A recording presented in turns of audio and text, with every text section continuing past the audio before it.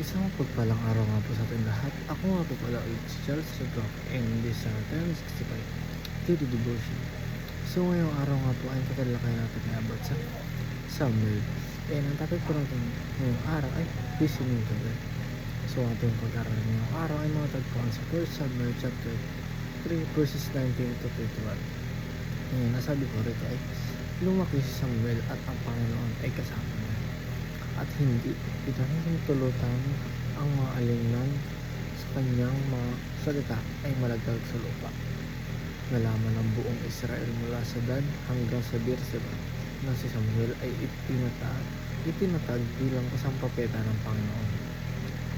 Nagpakitang muli ang Panginoon sa Shiloh sapagkat ipinakilala ng Panginoon ang kanyang sarili kay Samuel sa Shiloh sa pamamagitan ng salita ng Panginoon.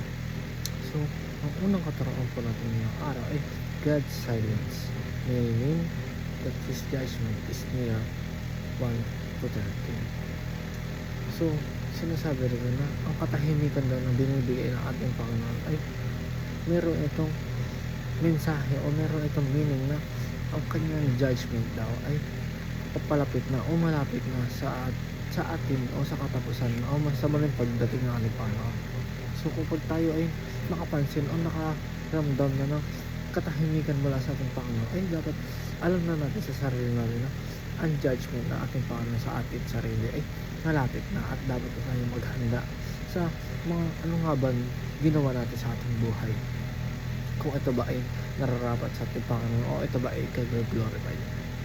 So ang pangalawa naman po sa ating katarami ay God speaks to those He calls for a mission.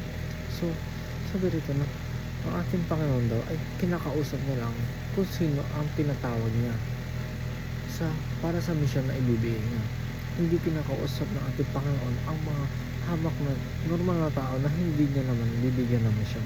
So kapag nakarinig tayo o kapag nakausap tayo ng ating Panginoon, isa itong mensahe o may meaning ito behind it na bibigyan tayo ng mission ng ating Panginoon na kailangan natin tapusin sa ating buhay at para ito sa ating Panginoon at hindi lamang sa pansarili natin. So, ang last naman po sa ating katuruan ay God reveals Himself to establish an intimate relationship. So, nagpapakita lang daw ang ating Panginoon o nire-reveal niya ating Panginoon ang kanyang sarili upang ma-establish niya na magkakaroon tayo ng intimate relationship sa Kanya. So, kung hindi pa tayo nakakausap o hindi tayo tinatawag ng ating Panginoon ay hindi pa nire-reveal ng ating Panginoon ang kanyang sarili sa ating buhay ay hindi pa tayo handa na magkaroon ng o ma-establish ang isang intimate relationship sa ating Panginoon. And yun lang po, dito na po ako tapos. Thank you.